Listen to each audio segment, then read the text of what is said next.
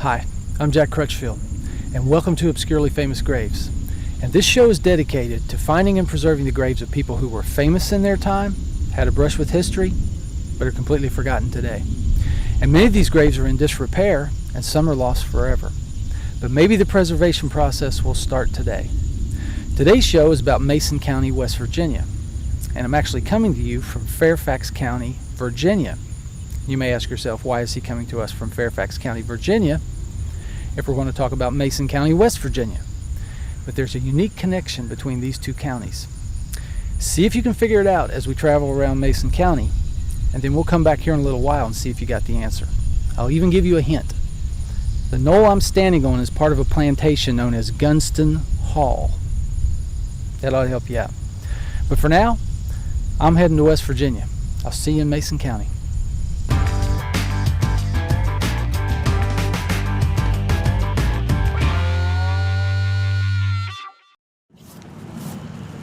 Wow, that was quick.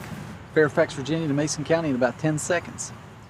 You know, Mason County has about 27,000 people in it, sits on about 445 square miles.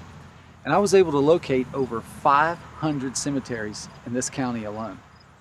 And while I could never tell you all the stories that are here, some of the people that made this history are buried right here. Some forgotten, some not. But maybe after today, we'll start to preserve their legacy. So let's get started. This is our first stop in Mason County, the Lone Oak Cemetery. Also known as the Rogers Cemetery, it originally sat on 10 acres. Then they added the Lone Oak Addition, which made it much larger. And I've picked out 2 obscurely famous people to see here, but remember, with a little bit of research, how many stories are waiting to be found? Let's go see the first one. His name is Hiram Reese Howard. And here he is, Hiram Reese Howard. Now, Mr. Howard won an award that only 3,500 people have won in the entire history of the United States military. And that may sound like a big number when you think about how many millions of people have served in the United States Armed Forces all the way back to the Civil War. It's a pretty small percentage. Here's what he did. Hiram Reese Howard was awarded the Medal of Honor during the Civil War. His citation reads, "The President of the United States of America, in the name of the Congress, takes pleasure in presenting the Medal of Honor to Private Hiram Reese Howard, United States Army, for extraordinary heroism on the 25th of November, 1863, while serving with Company H, 11th Ohio Infantry in action at Missionary Ridge, Tennessee. Private Howard scaled the enemy's works and in a hand-to-hand fight helped to capture the flag of the 18th Alabama Infantry, Confederate States of America." Hiram Reese Howard, Medal of Honor winner and virtually forgotten. And as small as the number of people that won that award is, there's another one in Mason County, but we'll see him later. For now, there's another patriot we need to see here at the Lone Oak Cemetery. His name is Kellyan Whaley. Kellyan Whaley, Colonel Kellyan Whaley. And it took me a while to find his stone because he's not buried in his family plot. Born in 1821 and died in 1876, he was only 55 years old when he died. But look at what he accomplished in his short life. Kellyan Van Rensselaer Whaley was a U.S. Congressman from Virginia elected in 1860 and also a major in the U.S. Army. He was captured by Confederates at Guyandotte in 1861, but escaped his captors and made his way home. He lost his congressional seat in Virginia due to secession, but was elected back to Congress as one of the first 3 congressmen from the new state of West Virginia. He was on the congressional delegation that accompanied Abraham Lincoln's body to Springfield, Illinois for burial. He died in Point Pleasant, Mason County in 1876. Colonel Kellyan Whaley accompanied Lincoln's body to Springfield for burial, one of the first congressmen from West Virginia. How's that for obscurely famous? But let's don't forget how many stories, told and untold, are still here at the Lone Oak Cemetery. But for now, let's head down to the Pioneer Cemetery, right in the middle of Point Pleasant. I'll see you down there.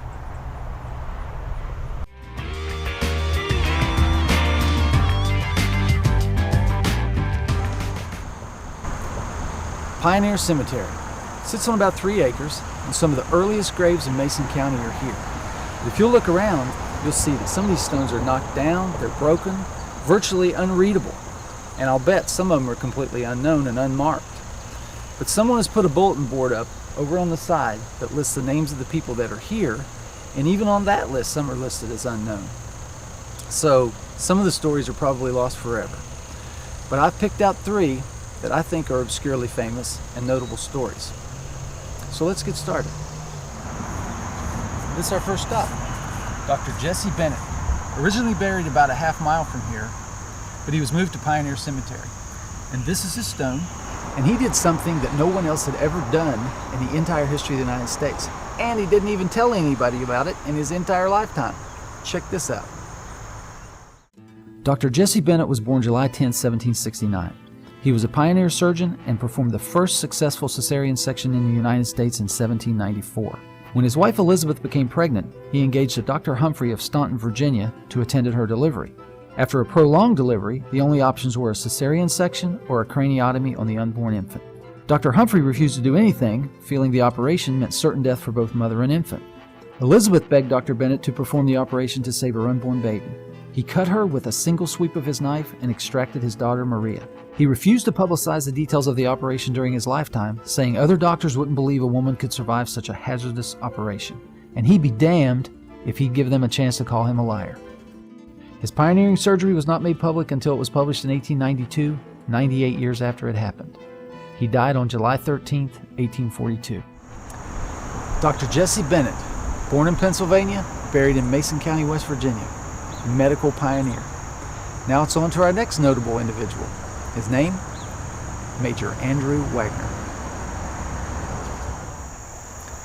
And here he is, Andrew Wagner, Major Andrew Wagner. And according to the sign at the front of the cemetery, he was the hero of the Battle of Craney Island during the War of 1812. And here's an example of how hard it is to keep history straight. In all my research, in the internet, books, interviews, the library, I can't find one account of what he actually did during that battle. But here's my interpretation. There were 150 Americans defending the island against 700 British, and they won. The Americans won. So in my book, that makes all of them heroes. And here's something else about Major Wagner that's almost unbelievable. He actually died fighting for the Confederacy 49 years later. He was 83 years old, and he was shot while riding a horse. That's a patriot. Major Andrew Wagner, veteran of the War of 1812 and a veteran of the Civil War.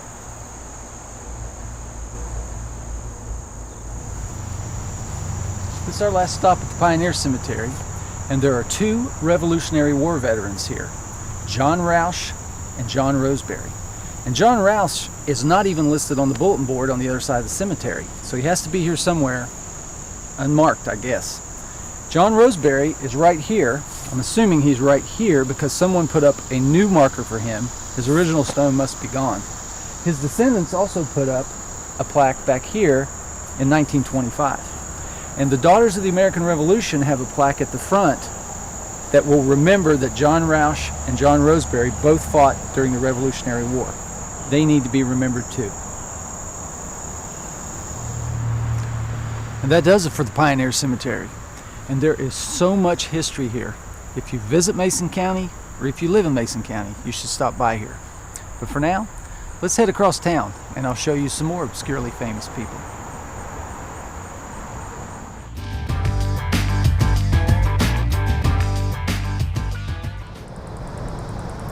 Before we start our trip around 2 Indoué, I think anyone visiting Mason County needs to be aware of a disaster that happened here on December 15th, 1967. The Silver Bridge fell. It was located about a mile upstream and was replaced with the Silver Memorial Bridge, which you see right behind me. This bridge opened on December 15th, 1969. Here's the story. The US 35 highway bridge connecting Point Pleasant, West Virginia with Canoga, Ohio collapsed at approximately 5 p.m. December 15, 1967. 46 persons died in the accident, 9 were injured, and 31 of the 37 vehicles on the bridge fell with the bridge. 24 vehicles fell into the Ohio River and 7 fell on the Ohio shore. There were no pedestrians on the bridge at the time of the collapse. Even though the crack was only 0.1 inch when it went critical, collapse of the entire bridge was inevitable since all parts of a suspension bridge are in equilibrium with one another. It only took a minute for the bridge to fall. The Silver Bridge disaster. While not what I would classify obscurely famous, 46 people lost their lives in this tragedy, and it needs to be remembered. And whenever anyone talks about the Silver Bridge disaster, a legend comes up: the Mothman. The Mothman is a cryptid reportedly seen in the Point Pleasant area of West Virginia from November 12, 1966 to December 1967.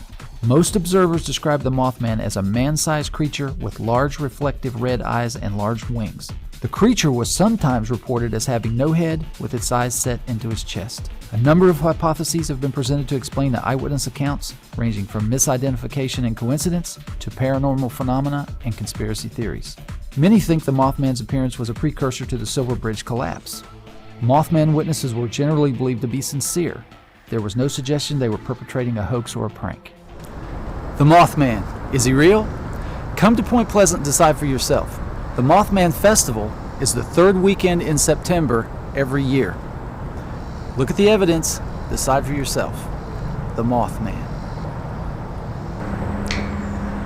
To Indowee Park, and there is so much history here that before I show you who's buried here, let me give the people who don't know a short history of what happened here. The Battle of Point Pleasant, known as the Battle of Kanawha in some older accounts, was the only major battle of Dunmore's War. It was fought on October 10, 1774, primarily between Virginia militia and American Indians from the Shawnee and Mingo tribes.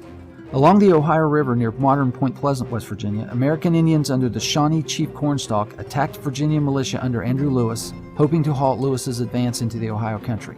After a long and furious battle, Cornstalk retreated. After the battle, the Virginians, along with a second force led by Lord Dunmore, the royal governor of Virginia, marched into the Ohio country and compelled Cornstalk to agree to a treaty. The treaty was the Treaty of Camp Charlotte, ceding to Virginia all Shawnee claims to all land south of the Ohio River, which is today's Kentucky and West Virginia. The militia victory by the settlers weakened the alliance between native forces and the British and freed settlers from western Virginia to cross the Allegheny Mountains and join in the Revolutionary War. To Indowee Park. And now that you know what happened here, let's go see the obscurely famous people that are buried here. Our first stop, Mad Ann Bailey. Born in Liverpool, England in 1742, Ann Hennis came to America at age 19, probably as an indentured servant. Her first husband, Richard Trotter, was killed at the Battle of Point Pleasant. Thereafter, Ann took up mail dress and the rifle and tomahawk. Also known as the White Squaw of the Kanawha Valley, she was more widely known as Mad Ann. Her second husband, John Bailey, was killed in 1791. Her most famous exploit was when she rode from Fort Lee to Fort Union, returning with powder and saving the fort. She died in 1825. Mad Ann Bailey. Quite a girl, huh? But we've got more people to see here. Next stop, Chief Cornstalk. Chief Cornstalk. This is his grave. And did you ever wonder why they call him Chief Cornstalk? Well, I can't pronounce his name, but here it is in Shawnee. And this is a sad story of a great Native American chieftain. Here's what happened. Chief Cornstalk was born in western Pennsylvania and fought with the French during the French and Indian War. He continued to battle settler encroachment into the Ohio Territory, and in the early 1770s he became the leader of a confederacy of Indian tribes living in the territory. He led Shawnee and Mingo warriors against troops from Virginia at the Battle of Point Pleasant, his most famous battle. A great leader, in the fall of 1777, Cornstalk made a diplomatic visit to the American Fort Randolph, where the commander took him as a hostage. A group of militiamen stormed the jail and shot Cornstalk and the two men with him, one being his son.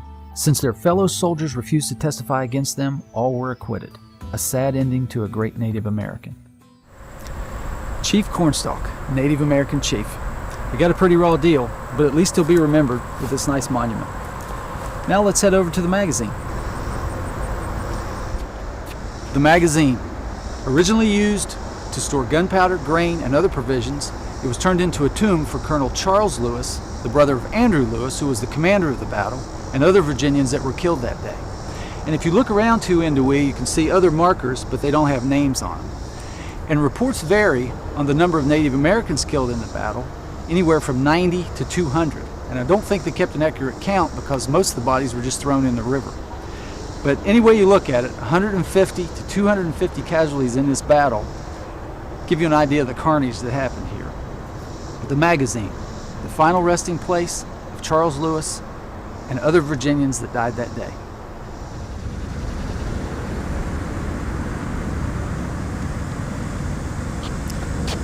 Tuindui Park, an incredible historical site and an American beginning.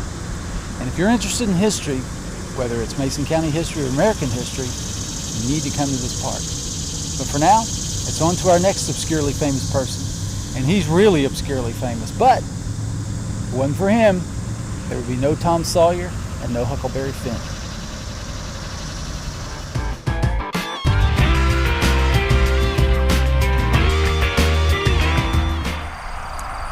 Here's an obscurely famous oddity. Samuel Clemens, who lived here and then died here in 1805, was the grandfather of Mark Twain, whose real name was Samuel Longhorn Clemens.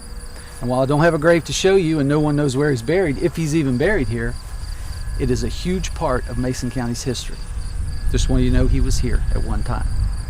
Now I'm heading down to the Mason County line close to Cabell County. I'll see you down there.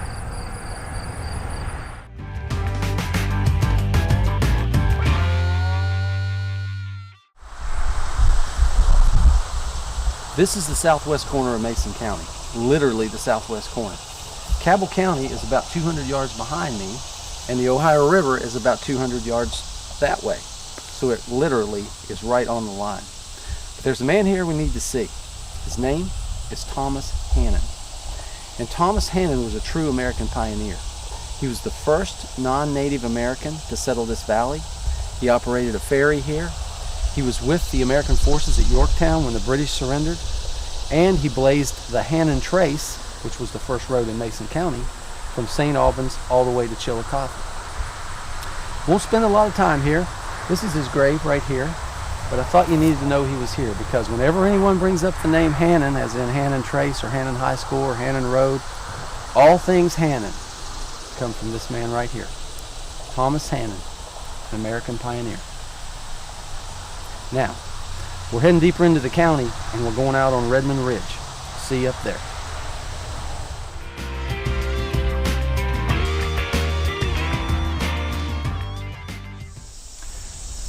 This is a path off of Redmond Ridge Road just outside of Henderson. And I've got to go about a half mile up that hill to get to our next stop. And we're heading back to the Civil War. So I'll see you when I get up on top.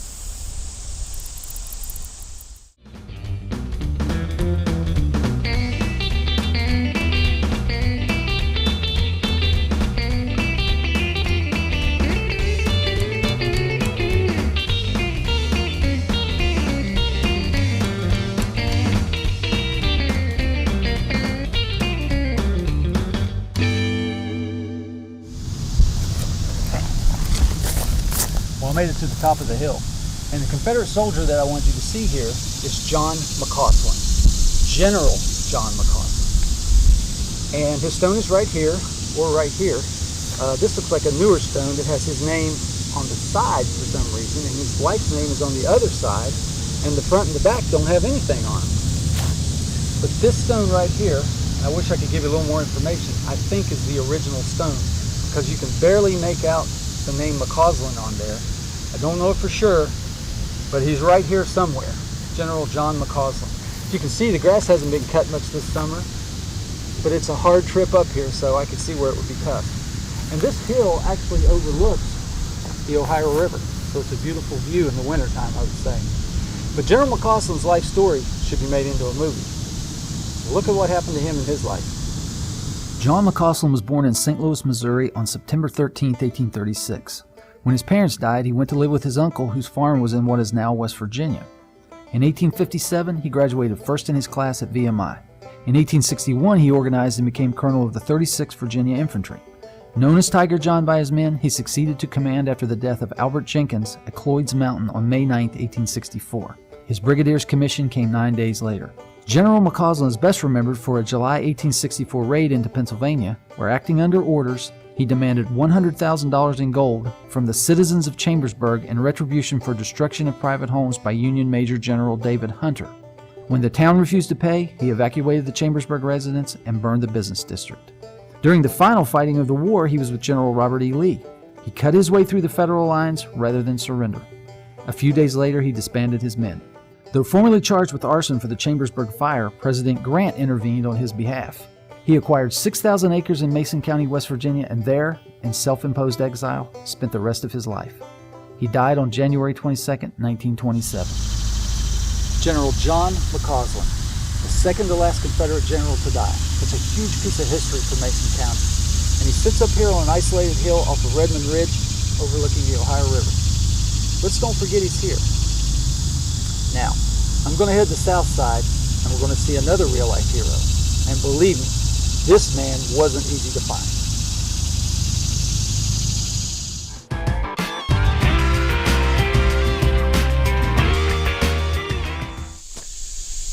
John McCausland, a legend in Mason County. And while the general is buried up on a hill that's isolated from the mainstream, we're about to boldly go, at least boldly go farther than I've ever gone to find a cemetery. I took 35 south to south side, then took Cornstalk Road 5 miles out a one-lane road, and we're just getting started. Put on my boots. I'm going to need this tool to get there, and we're going to go that way. And what's waiting for us out there is the Van Sickle Cemetery. So let's go.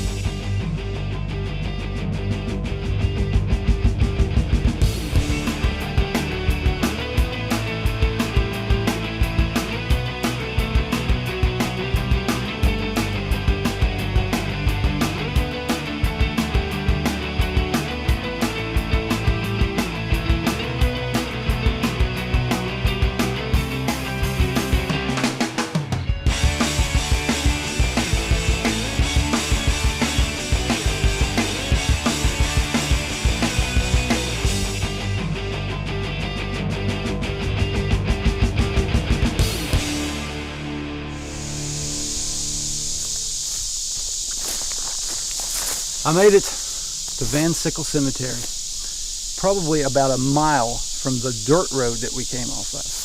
But as you can see, it's in complete disrepair. You can't even tell it's a cemetery. A huge tree has fallen in the back that covered half the cemetery, and there's one remaining stone that's upright that actually says Van Sickle on it. But the man I wanted you to see was a World War I hero, and his stone is actually under that tree, so I can't get to it.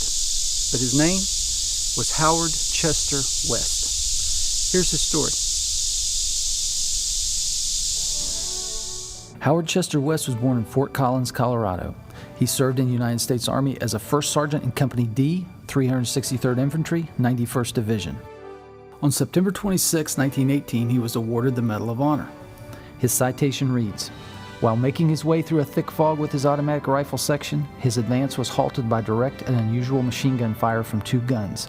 Without aid, he at once dashed through the fire and, attacking the nest, killed 2 of the gunners, one of whom was an officer. This prompt and decisive hand-to-hand encounter on his part enabled his company to advance farther without the loss of a man." Howard Chester West, Medal of Honor winner. And this is a perfect example of what I'm talking about cemeteries being lost, graves being lost. I mean, when you look at this cemetery and think it's clear out in the middle of nowhere, a mile from the closest dirt road, who's ever going to remember that he was here? Howard Chester West, Medal of Honor winner. I'm heading back to the road.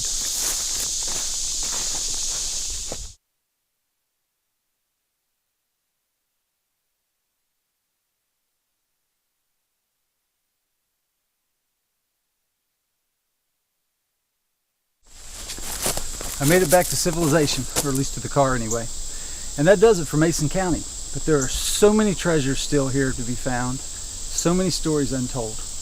But for now, let's head back up to Fairfax, Virginia, and see if you got the answer to the riddle that I asked earlier.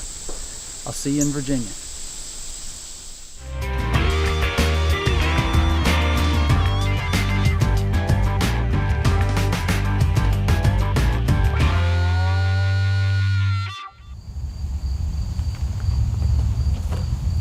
Okay, made it back to Fairfax County. Another quick trip. Did you get the answer to the riddle that I asked earlier? Well, if you didn't, here's the answer. George Mason, the man that Mason County was named after, is buried in Fairfax County. His grave is right back here. He's buried with his wife. And the estate is called Gunston Hall. It was his estate. And at one time, it was over 100,000 acres. He was quite a guy. Take a look. George Mason was born December 11th, 1725 at the Mason Plantation in Fairfax, Virginia.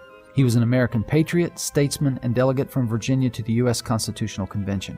Mason was a leader of those who pressed for explicit states' rights and individual rights to the U.S. Constitution as a balance to increased federal powers, and did not sign the Constitution because it lacked such a statement. His efforts eventually succeeded in convincing Federalists to add the first 10 amendments to the Constitution. These amendments, collectively known as the Bill of Rights, were based on the earlier Virginia Declaration of Rights, which Mason had drafted in 1776.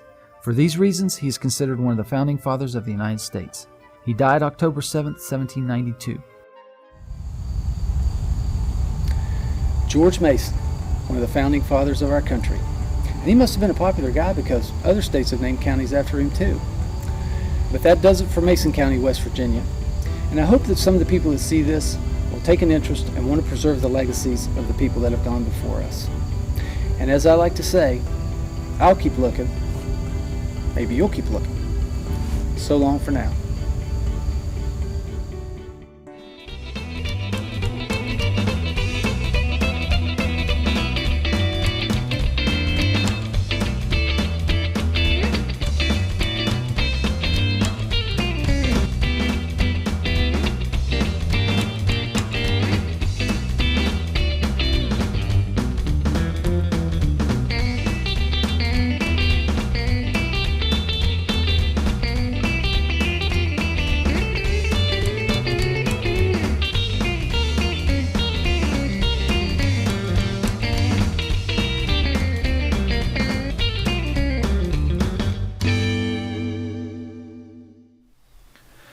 If you would like a copy of this DVD, please visit www.obscurelyfamous.net or send your check or money order for $19.95 plus $5 for shipping and handling to West Virginia Public Broadcasting, Viewer Services, 600 Capitol Street, Charleston, West Virginia, 25301, or call 1-304-556-4900 and ask for Viewer Services.